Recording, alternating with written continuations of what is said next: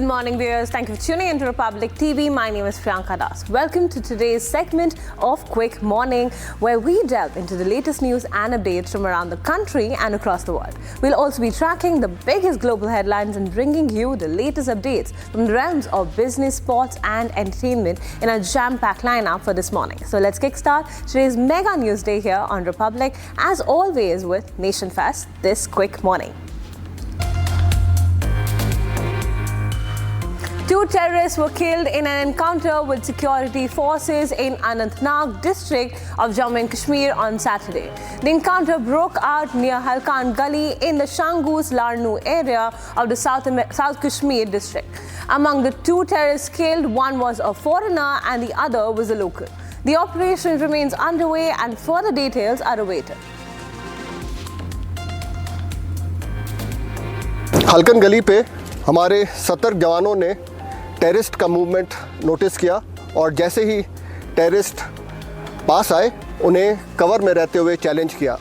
Terrorist ने अंधाधुंध fire शुरू कर दिया और हमारे सतर्क जवानों ने बहुत ही बहादुरी और संयम से इस ऑपरेशन को अंजाम दिया और इसमें दोनों टेररिस्ट को मार गिराया। External Affairs Minister Dr. S. Jaishankar will embark on his 6-day trip to Australia and Singapore from today. During his visit to Australia, Dr. Jaishankar is scheduled to inaugurate India's 4th consulate in Brisbane. He will also co-chair the 15th Foreign Ministers' Framework Dialogue with his Australian counterpart Penny Wong in Canberra. Additionally, EM will deliver the keynote address at the inaugural session of the 2nd Raisina Down Under to be held in the Australian Parliament House. He is also set to engage with Australian leadership, parliamentarians, members of the Indian diaspora, the business community, media and think tanks. On the second leg of the visit, Mr. Jaishankar will travel to Singapore on November 8th. During this visit, the minister will address the 8th Roundtable of ASEAN and will meet the leadership of Singapore to review and close the partnership between the two countries. The BJP plans to release its manifesto for the elections today. Titled Sankalp Patra, which will be unveiled by the Union Home Minister Amit Shah at an event in Ranchi. Shah is likely to release 25 key points of the Saffron Party's manifesto to underline 25 years of Jharkhand's formation. This information was provided by BJP's Jharkhand election in charge and Union Minister Shivraj Singh Chauhan. He mentioned that Amit Shah will first discuss election strategies with party leaders. Chauhan also announced that Prime Minister Narendra Modi will visit Jharkhand on November 4th to address public meetings in Garhwa and Chaibasa. He noted there is significant enthusiasm among the people regarding this visit, suggesting that the Prime Minister's meetings will convey a strong message of developmental progress in the state. Chief Minister Siddaramaiah has issued firm directive to officials to immediately retract all notices sent to farmers regarding Waqf land issues, stressing that farmers should not face any disturbances. This directive came after a high-level meeting with senior officials from the Revenue Department, Minority Welfare Department and the Waqf Board.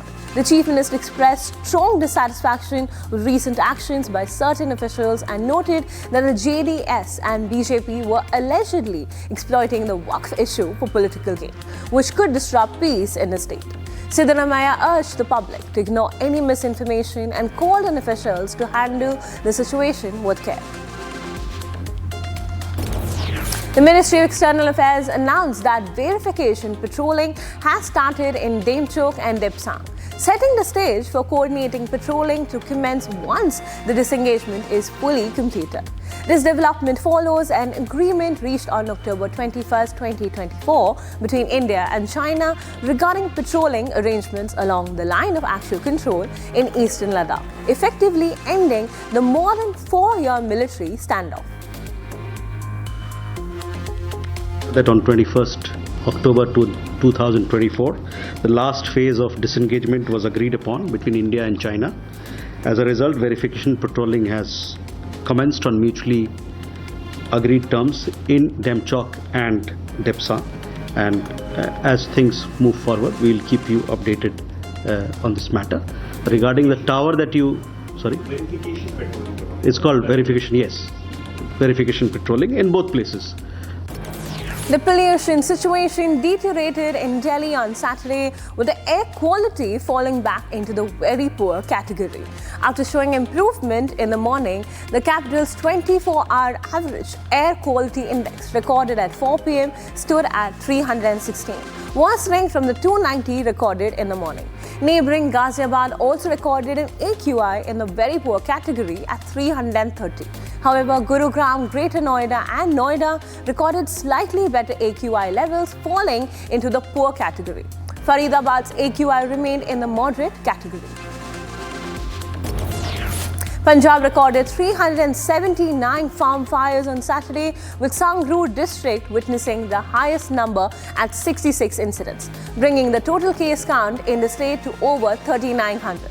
The state registered its biggest spike in farm fires for the current season on Friday, with 587 cases.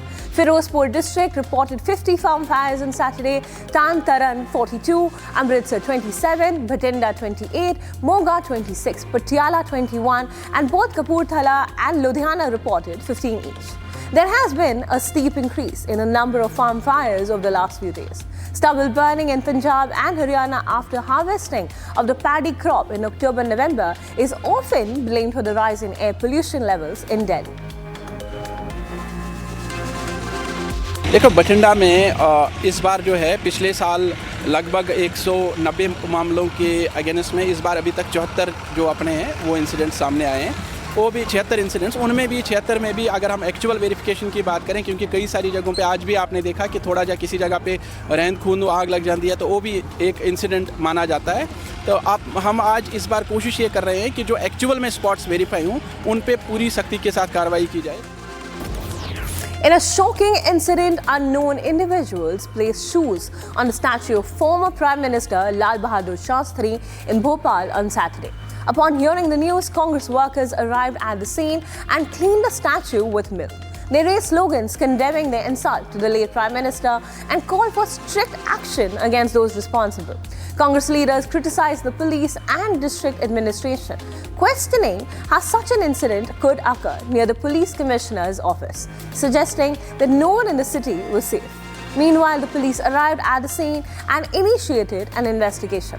Additionally, former Union Minister and Congress leader Arun Yadav condemned the act and urged the state government to take firm action against anyone found guilty. Andhra Pradesh Deputy Chief Minister and Jan Sena Party President Pawan Kalyan announced the establishment of a new party wing focused on safeguarding Sanatana Dharma in the Telugu states of Andhra Pradesh and Telangana. He emphasized the significance of honoring religious values, especially when visiting Hindu temples and practicing Sanatana Dharma. Kalyan stated that Sanatana Dharma serves as a guiding force not only for India but for the entire world. He asserted that the country cannot remain the same without it, as it is a guiding light for both the nation and the globe. He acknowledged the respect for churches and mosques, but warned that any actions that offend Hindu sentiments would have repercussions. Kalyan stated that mockery of Hinduism or Sanatana Dharma on social media would not be tolerated.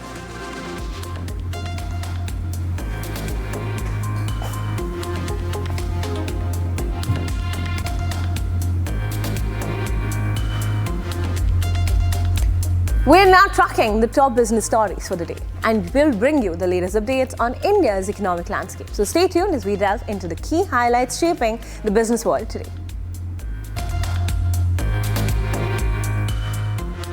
India's Forex reserves dropped by $3.463 billion to $684.805 billion in the week ended October 25th. In end of September, the reserves had hit an all-time high of $704.885 billion for the week ended October 25. Foreign currency assets, a major component of the reserves, decreased by $4.484 billion to $593.751 billion. The foreign currency assets include the effect of appreciation or depreciation of non-US units like the euro, pound and yen held in the foreign exchange reserves. Warren Buffett and Berkshire Hathaway extended their retreat from stocks in the third quarter, slashing their holdings in Apple and boosting cash to record $352.2 billion in its quarterly report on Saturday. Berkshire said it sold about 100 million or 25% of its Apple shares over the summer, ending with about 300 million. Berkshire also reported a 6% decline in quarterly operating profit, largely the result of higher insurance underwriting liabilities, including for Hurricane Helene and currency losses from a strengthening US dollar. It has now sold more than 600 million of the iPhone maker's shares in 2024, though Apple remained Berkshire's largest stock holding. Amazon continues to lead the cloud infrastructure market, closely followed by Microsoft and Google. For the quarter ended 30th September 2024, Amazon has reported a 55% rise in quarterly profits with a bottom line of $15.3 billion in the third quarter. This is a substantial upside from the $9.9 billion earned by the e-commerce giant same quarter last year. As the company shared the earnings for the quarter, its shares surged over 6% to settle at $197.93 apiece on the last trading session of the week. The key reason behind this rise is the company's quarterly numbers is its robust growth in the cloud computing business with Amazon Web Services (AWS), the cloud business arm of Amazon. The role of this revenue in Amazon's overall income can be estimated by the fact that AWS alone contributed 60% of the operating income of its parent company, adding to both its top line and bottom line numbers. Zypp Electric set a notable precedent with its Zypp Diwali Bonanza, offering a range of incentives for its delivery partners. This included a 15 lakh rupee ESOP program for top performers, along with the distribution of gold and silver coins on Diwali. Additionally, employees were incentivized to potentially double their earnings during the festive season. Workers were also provided with a buy until you rent option for two-wheelers. This comprehensive approach aims to foster loyalty and long-term engagement by increasing employees' stake in the business. Gig-style work, previously mostly a privilege of the highly skilled consultants, is now open to entry-level workers in India who are serving the specific purpose of bridging the gap between the consumer and the service provider. Google India reported a 26% rise in revenue for the financial year ending March 2024. This growth was mainly fueled by increased digital advertising in India, spurred by rising digital adoption, and a notable rise in the sales of Google's enterprise products in the country. Google's gross advertising revenue reached rupees 31,221 crore in FY24, marking an 11.3% increase from 2023. Enterprise product sales saw significant growth, with gross sales climbing 35% to rupees 1,551.9 crore in FY24.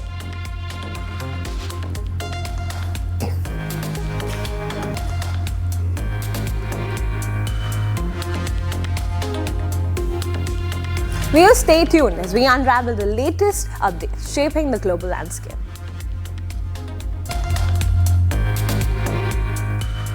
Britain's Conservative Party on Saturday elected outspoken lawmaker Kemi Badenoch as its new leader as it tries to rebound from a crushing election defeat that ended 14 years in power.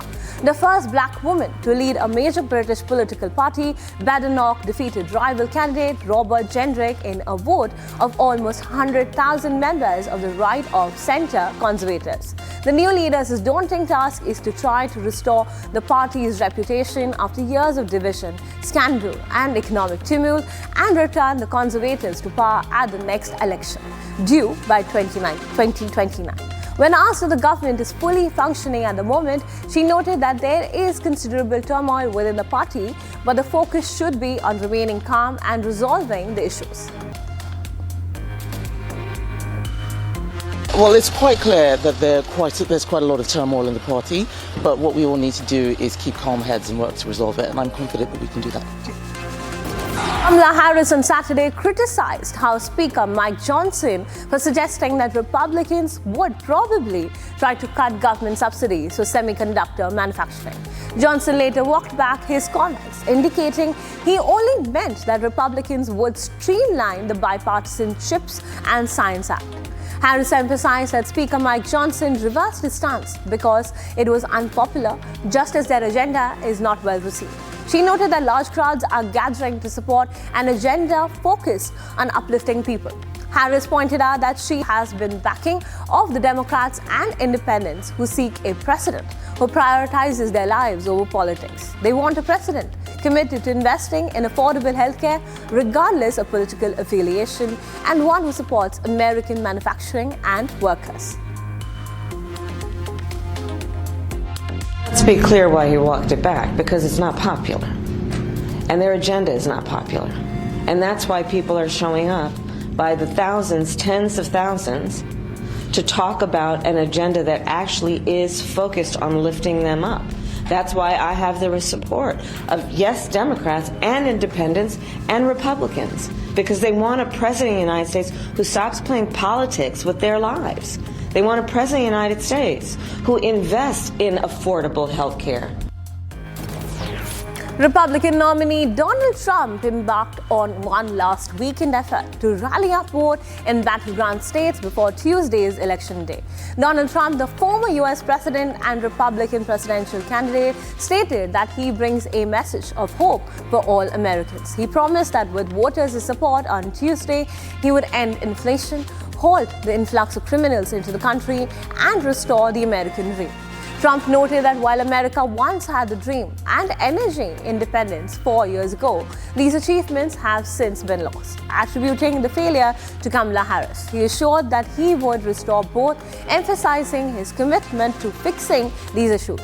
Trump expressed that they are just 3 days away from a monumental political victory. However, he emphasized that this can only happen if people make an effort to get out and vote. I don't think so. I've come today with a message of hope for all Americans. With your vote on Tuesday, I will end inflation. I will stop the invasion of massive numbers of criminals that have come into our country. And I will bring back the American dream. We don't have the American dream. We had it. You know, we also had energy independence 4 years ago. This is all you need to know. Kamala broke it. She broke it. We will fix it. I will fix it. It'll be fixed very fast. Relatives and supporters gathered in Tel Aviv on Saturday for a rally demanding a deal to release the remaining hostages held by Hamas in Gaza. The mother of a hostage stated that there is no more time for prolonged negotiations or phased approaches. She insisted that everyone must be brought back immediately through a comprehensive agreement. She urged leaders to take courageous actions to ensure this happens. Further, supporters emphasized that the time had arrived for a genuine agreement that would not only put an end to the fighting in the south, but also ensure the return of all abductees to their homes. They have no more time for endless negotiations and for phases. They must all be brought back immediately in an all-encompassing agreement right now. And we urge our leaders to bravely do whatever is needed to make this happen. Hundreds of people lit candles on Saturday evening to commemorate the 14 people killed when a concrete canopy crashed at the entrance of a railway station in Novi Sad. Holding white papers with the names of the victims, residents of Novi Sad stood quietly in grief, demanding answers from the authorities. Residents expressed that their initial reaction was anger, as they felt that inexperienced individuals were leading the country. They further emphasized that no one will be held accountable and the responsibility will fall completely on unrelated people. Serbia's government declared Saturday a day of mourning as officials promised a thorough investigation into the collapse of the roof that fell on people sitting below it. J.D. Vance noted that the state of Nevada was decided by just 34,000 votes in the last election. He emphasized that every effort made in this final stretch is crucial to ensure the American people receive the leadership they deserve. He remarked that Kamala Harris, as the sitting vice president, behaves as if Joe Biden is absent. He suggested that she is unwilling to engage with him despite having previously touted the Biden-Harris policies for 4 years. He explained that at their recent events they featured a large garbage truck to highlight how Kamala Harris's boss is insulting citizens by referring to them as garbage. Instead of attempting to persuade or reassure the public about Harris's plans for their future, he criticized them for daring to suggest that she has performed poorly in her role. The events that we did yesterday, I guess this room's too full, but the events that we did yesterday, we had to the side or behind me, we had a giant garbage truck to draw attention to the fact that Kamala Harris's boss is calling her fellow citizens garbage. Instead of trying to persuade them, instead of trying to convince them that Kamala Harris has a plan for their future, they are attacking the people of this country for having the audacity to think that Kamala Harris has done a bad job.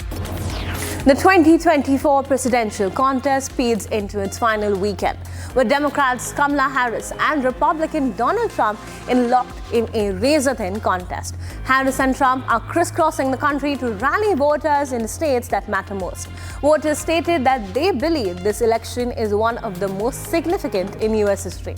They expressed hope that every voter selects a candidate who looks to the future rather than the past, chooses democracy over any darker forms of governance in the US. Some also criticized the candidates, describing them as ineffective and arguing that no one is focusing on what they plan to do for the US. Instead, the discourse is dominated by negative attacks on one another, which they believe is detrimental to the country's well-being. This is, in my opinion, and many in Europe, one of the most important elections in US history. And in Europe, and I guess all over the world, we hope that you pick somebody who looks forward instead of backwards. That you choose democracy instead of some other dark way of ruling in the US.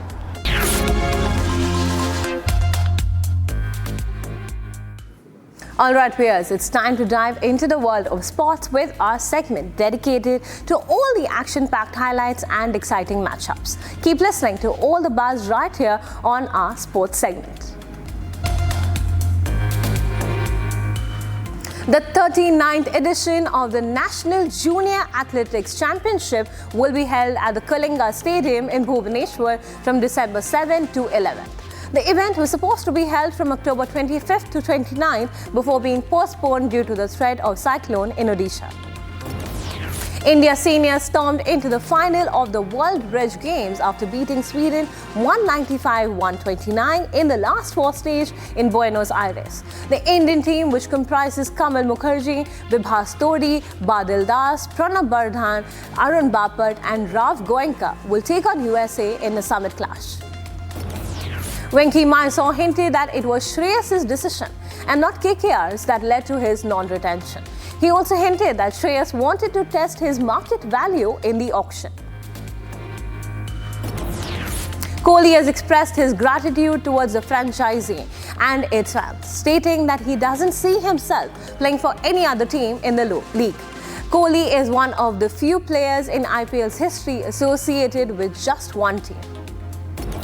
The 29-year-old two-time Olympic medalist will be replacing 28-year-old Dutch midfielder Shan de Waal, following her pullout from HIL this season due to personal reasons. Bangladesh will be without the services of Shakib Al Hasan and Liton Das for their upcoming 3 ODI series against Afghanistan. Najmul Hussain Shanto will continue to captain the 15-member squad, with Mehdi Hassan Miraz acting as his deputy.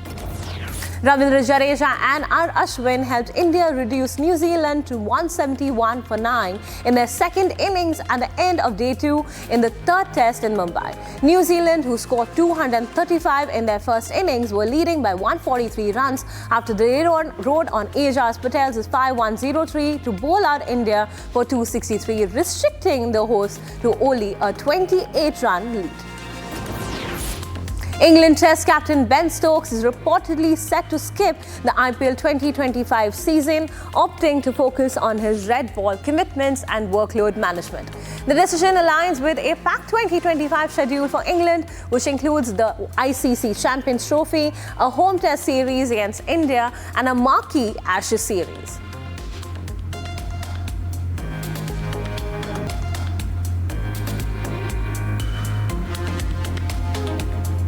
Welcome to our latest update from the buzzing world of entertainment. We have a delightful mix of stories for you today. So stay tuned as we unravel all these stories and more from the entertainment world this morning. Recording artist Cardi B spoke at a rally for US Vice President Kamala Harris in the Milwaukee suburb of West Allis on Saturday. Harris and former US President Donald Trump hosted rallies within 7 miles of each other Saturday night in the Milwaukee area as part of the final push for votes. Cardi B emphasized the importance of ensuring Kamala Harris remains in office for the next 8 years. Cardi B noted that like Kamala Harris, she has faced challenges as an underdog and has often been underestimated, with her achievements belittled and discredited. So how you guys doing tonight? How you guys doing tonight? Are we ready to make history? Are we ready to make history? Are we ready to change these 4 years? No. Are we ready to change the next 8 years? Because we're going to make sure we have Kamala Harris in office for 8 years. UK rock band The Cure took to the stage on Saturday night at London's Stocksy Music venue to perform their latest album. Fans danced and cheered to the new releases alongside same old classics. The performance was the only planned gig for the band this year and was live streamed on their YouTube page. Billy Zane, who is best known for his role Caledon Hockley as Rose's fiancé in Titanic, will be playing the lead role in upcoming biopic titled Waltzing with Brando. Marlon Brando has played many roles in his career spanning around 60 years. One of his most iconic characters is Don Vito Corleone in 1972 release The Godfather. His portrayal won him Best Actor at the 45th Academy Award.